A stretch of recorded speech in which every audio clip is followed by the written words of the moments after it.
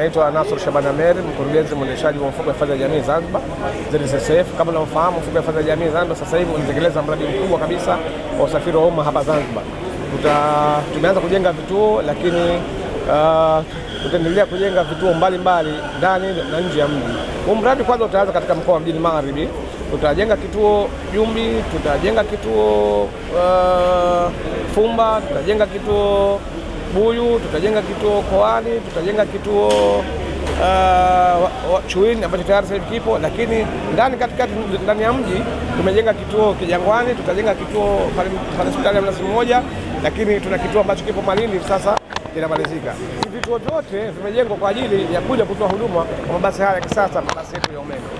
Mabasi haya yatakwenda ruti zote kwa mujibu wa miundombinu itakavyomalizika. Sasa hivi tutaanza na ruti ya Buyu pamoja na uwanja wa ndege, kwa sababu tayari miundombinu ya hii barabara imeshakamilika na tumeanzia na mabasi 10, lakini kila ruti zikimalizika, barabara zikimalizika, miundombinu ikimalizika, basi atakuwa yanaongezeka kadri ya miundombinu itakavyomalizika. Kwa hiyo kwa sasa hivi, leo hivi tutashusha mabasi 10, mabasi ya kisasa kabisa,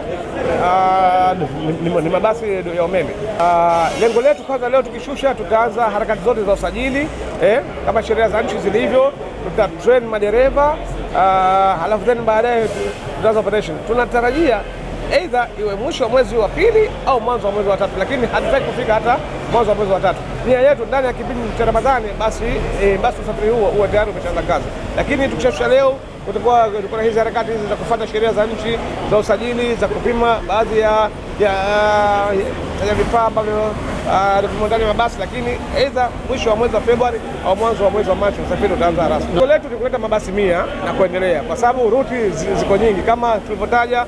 Kuna ruti ya Buyu, kuna ruti ya uwanja wa ndege, kuna ruti ya Fumba, kuna ruti ya airport kwenda Chuini, kuna ruti ya Jumbi barabara ya Magomeni, kuna ruti ya Koani ambayo ni barabara ya Amani, lakini kuna ruti ya Chuoni. Kwa hiyo lengo letu ni kuleta mabasi 100 na kuendelea, lakini utaratibu wa mabasi, tulete mabasi mangapi? Mamlaka ya mawasiliano ya usimamizi ni barabarani watatuambia njia hii leteni mabasi mangapi, njia hii leteni mabasi mangapi, kwa mujibu wa abiria wenyewe ambao wapo, lakini wao ndio watatuongoza leteni mabasi mangapi kwa kila. Kama nilivyosema awali, vituo vyote hivi tunavyojenga sasa hivi, mfuko wa hifadhi ya jamii, hivi ni vituo ambavyo vitatumia mabasi haya. Cha Mnazi Mmoja ambao ujenzi wake utaanza hivi karibuni, cha Malindi ujenzi wake sasa hivi utamalizika, cha Kijangwani na vingine ni vya mji. Hivi vituo hivi vyote vitatumia mabasi haya, lakini kuna vituo vya kisasa vya barabarani ambavyo viko nje ya nchi, tunavitengeneza.